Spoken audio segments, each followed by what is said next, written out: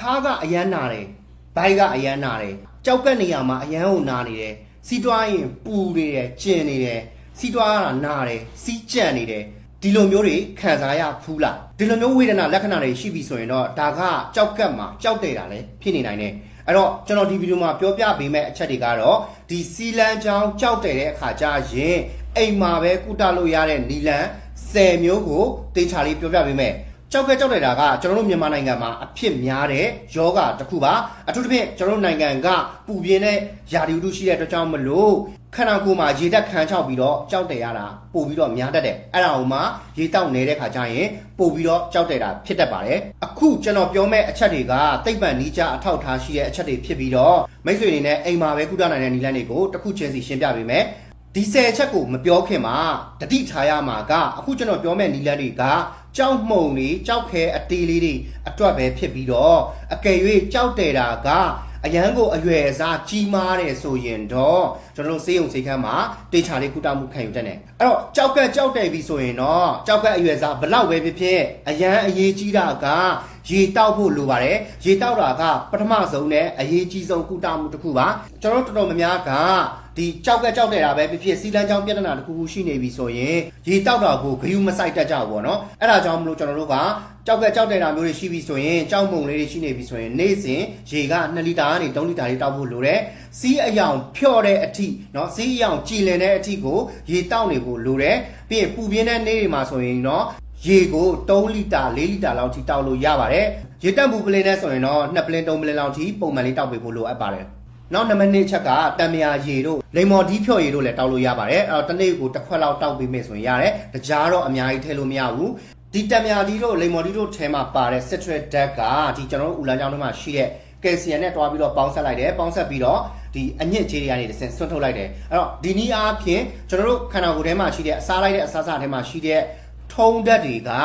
ကခန္ဓာကိုယ်ထဲကိုမရောက်တော့ဘဲနဲ့ကြောက်တယ်တာကိုလည်းအတိုင်းအတာတစ်ခုစီကာကွယ်ပေးတယ်ပေါ့နော်ဒါကြောင့်မလို့ဒီလက်ဆက်တဲ့တံမြာရည်တို့လိမ္မော်ဒီဖြော့ရည်တို့ကိုတောက်ဖို့လိုတယ်တခြားမများတော့ထည့်လို့မရပါဘူးနောက်နံပါတ်3ကတော့ဖျဲဒီဖြော့ရည်ဖျဲဒီကိုပဲစားဖျဲဒီကိုဖြော့ရည်ပဲလောက်တော့ရတယ်သူကကြောက်တွေကိ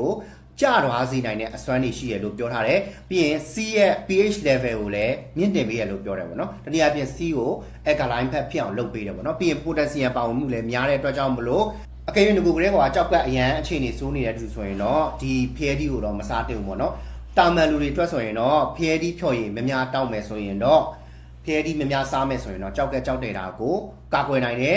ကြောက်တွေကိုကျသွားစေနိုင်တယ်ပေါ့နော်နောက်နံပါတ်4ကပင်စိမ်းရွက်သူကလည်းပဲကြောက်ကက်ကိုကာကွယ်စေနိုင်တဲ့အစွမ်းတတိရှိတဲ့သူစီမှာ antioxidant လို့ခေါ်တဲ့ဓာတ်တိုဆန့်ကျင်ပစ္စည်းတွေပါတယ်တဘာဝစီးစီးအနေနဲ့လည်းအသုံးပြုနိုင်တယ်ပေါ့နော်ဒါကြောင့်မလို့ပင်စိမ်းရွက်ကိုလည်းနေ့စဉ်စားတုံးပေးမဲ့ဆိုရင်ကျွန်တော်တို့ကြောက်တယ်တာကိုလည်းအတိုင်းအတာတစ်ခုထိရှော့ချပေးနိုင်တယ်နောက်တစ်ခုကတလဲဒီဖြော့ရည်ဒီတလဲဒီဖြော့ရည်ထဲမှာ antioxidant တွေပါတယ်ပြီးရင်ကြောက်ကက်ရောင်တာတွေကိုလည်းရှော့ပေးတယ်ကြောက်တယ်တာတွေကိုလည်းတားဆီးနိုင်တယ်လို့ပြောတယ်နောက်နံပါတ်6ကခရမ်းချီတီဖြော့ရည်ခရမ်းချီတီကိုကြိတ်ပြီးတော့ဖြော်ရည်လောက်တောက်လို့ရတယ်ကျွန်တော်အဲ့ဒါကိုမနက်စောမှာတောက်နိုင်တယ်သူ့ထဲမှာပါဝင်တာက citric ဓာတ်တွေအများကြီးပါဝင်တယ်သူတို့ကကယ်လ်ဆီယမ်ကြောက်တွေကိုတားဆီးပေးတယ်ပြီးရင်ကြောက်တွေကိုပျော်ကျစေနိုင်တယ်ပေါ့နော်တတိထားရမှာကစားတော့မထင်းနဲ့အကယ်၍စားထဲ့တယ်ဆိုရင်သူကကြောက်တယ်တာကိုပို့ပြီးတော့ဖြစ်စေနိုင်တယ်ပေါ့နော်သူ့စီမှာအောက်ဆလိတ်တွေကလည်းပါဝင်တဲ့အတွက်ကြောင့်မလို့အရန်မများတော့တောက်လို့မကောင်းဘူးပေါ့နော်ခန်းချီတီဖြော်ရည်ကလည်းပဲကျွန်တော်တို့ကြောက်တယ်တာအတွက်အကျိုးရှိပါတယ်နောက်နံပါတ်9ကတော့ဂျုံပင်ငယ်ရွက်လို့ခေါ်တယ် wheatgrass ကျွန်တော်တို့ကဂျုံစေ့လေးတွေကိုအိမ်မှာပဲဒီမှာပုံမှန်ပြထားတဲ့အတိုင်းပဲစိုက်လိုက်လို့ရတယ်ပြီးရင်အဲ့ဒီကထွက်လာတဲ့အရွက်လေးတွေကိုကြိတ်ပြီးတော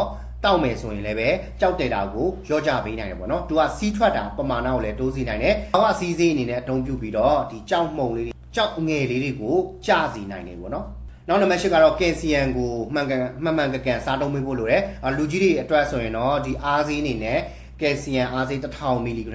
ုတနေ့တစ်ချိန်တောက်လို့ရတယ်လူငယ်တွေအတွက်ဆိုရင်တော့ကယ်လ်ဆီယမ်အားစေးတွေတောက်ကြမလို့ဘူးနို့ထွက်ပစ္စည်းတွေစားတာမျိုးနို့တို့ဒိန်ခဲတို့စိတ်နို့တို့ဒီလိုမျိုးတွေတောက်လို့ရတယ်စားလို့ရတယ်ပြီးရင်အရွက်စိမ်းတွေများစားလို့ရတယ်အောက်ဆဲလေးပါတဲ့ဟာတွေနဲ့စားမယ်ဆိုရင်လည်းပိုကောင်းတယ်ပေါ့နော်တချို့တွေကကယ်လ်ဆီယမ်ကြောက်တွေရှိတယ်ဆိုရင်ကျွန်တော်တို့ကဒီလိုမျိုးနို့ထွက်ကယ်လ်ဆီယမ်များတဲ့အစားအစာတွေစားလို့မရဘူးလို့ထင်နေတယ်တကယ်တမ်းကတော့အဲ့ဒါမဟုတ်ပါဘူးကယ်လ်ဆီယမ်များတဲ့အစားအစာတွေကိုစားတုံးခြင်းအပြင်ဥလန်းချောင်းတွေကနေတခါတည်းပဲကြောက်ဖြစ်မဲ့ဟာတွေကဖယ်ထုတ်သွားပေးတာဖြစ်ပါတယ်ကယ်လ်ဆီယမ်စားတာနည်းတယ်ဆိုရင်တော့ဒီစီးကြောက်တယ်တာကပို့ပြီးတော့ဆိုးသွားနိုင်ပါတယ် နံပါတ်9ကတော့အစားအသောက်တွေကိုထိန်းသိမ်းဖို့လိုတယ်ကျွန်တော်ပြောခဲ့လို့ပဲစားလျှော့စားဖို့လိုတယ်အသားဓာတ်တွေကိုလည်းလျှော့စားဖို့လိုတယ်အသားဓာတ်တွေကကြောက်တဲ့တာကိုပို့ပြီးတော့အားပေးတယ်ပြီးရင်တကြားတွေကိုလည်းလျှော့စားဖို့လိုတယ်ပြီးရင်လေ့ကျင့်ခန်းတွေကိုလည်းပုံမှန်လုပ်ဖို့လိုတယ်အဝလွန်တာကိုမဖြစ်ရင်အကောင်းဆုံးပေါ့နော်အဲ့တော့ကျွန်တော်ပြောထားတဲ့အချက်10ချက်ကိုပြန်ပြီးတော့အချင်းချုပ်ရမယ်ဆိုရင်တနေ့ကိုရေ2ဘူး3ဘူးတော့တောက်ဖို့လိုတယ်တံမြာရည်ဒါမှမဟုတ်လည်းလေမော်ဒီဖြော်ရည်တနေ့တစ်ခွက်လောက်တော့တောက်ရင်ကောင်းတယ်ဒါမှမဟုတ်ဖရဲဒီဖြော်ရည်တောက်မယ်ဆိုရင်လည်းရပါတယ်ပြီးတော့ပင်စိမ်းရွက်ကိုလည်းကျွန်တော်စားမဲ့အစားအစာတွေထဲမှာထည့်ထားပေးနိုင်တယ်ဆိုရင်အကောင်းဆုံးပါ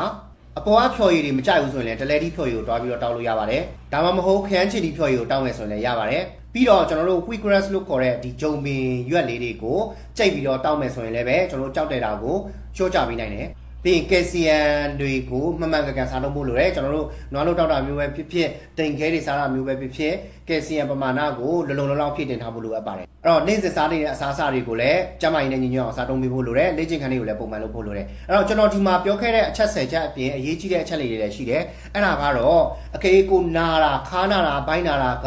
အရန်ကိုပြင်းပြင်းထန်ထန်ဖြစ်လာတယ်စီးသွားတဲ့အထဲမှာဒီသွေးတွေပါလာတယ်သွေးတစ်စက်နှစ်စက်လေးတွေပါလာတယ်စီးကလုံးဝမတွားနိုင်တဲ့အဆင့်ထိဖြစ်သွားတယ်ဒါမှမဟုတ်ဘလို့မနေနိုင်မထိုင်နိုင်အောင်အောင့်နဲ့အဖျားကလည်းတက်လာတယ်ဆိုရင်တော့ဒါကဆေးရုံဆေးခန်းကိုချက်ချင်းတွားရမယ်အခြေအနေဖြစ်ပါတယ်အဲ့တော့နောက်ကျတယ်ဆိုရင်ကိုယ့်ရဲ့ကြောက်ကက်ကိုတွားပြီးတော့ထိခိုက်နိုင်ချေရှိပါတယ်ကျွန်တော်ရှေ့မှာလည်းဒီကြောက်ကက်ကြောက်တဲ့တာနဲ့ပတ်သက်ပြီးတော့ပြောပြပေးခဲ့တဲ့ဗီဒီယိုတွေလည်းရှိပါတယ်အကိမိတ်ဆွေအနေနဲ့မကြည့်ရသေးဘူးဆိုရင်အဲ့ဒါတွေကိုလည်းတွားကြည့်နိုင်ပါတယ်ပြီးတော့ကျွန်တော်ကြောက်ကက်နဲ့ပတ်သက်ပြီးတော့ယောဂတွေအကြောင်းကိုစနစ်တကျနဲ့တေချာပြပြထားတဲ့ဗီဒီယိုတွေလည်းရှိပါတယ်အဲ့ဒါတွေမကြည့်ရသေးဘူးဆိုရင်တွားကြည့်နိုင်ပါတယ်ဆက်ပြီးတော့ကျွန်တော်ကြောက်ကက်နဲ့ပတ်သက်တဲ့အကြောင်းအရာတွေကိုလက်တွေ့ကျင့်သုံးလို့ရတဲ့အကြောင်းအရာတွေကိုပြောပြပေးမှာဖြစ်တဲ့အတွက်ကြောင့်မလို့ကျွန်တော်ရဲ့ channel ကိုလည်း like subscribe လုပ်ထားပေးပါဗီဒီယိုဒီကြည့်ပြီးတဲ့အတွက်ကြောင့်မလို့ကျေးဇူးတင်ပါတယ်အဆောက်အအရရအဆင်ပြေပြီးကြပါစေမင်္ဂလာရှိတဲ့နေ့လေးဖြစ်ပါစေ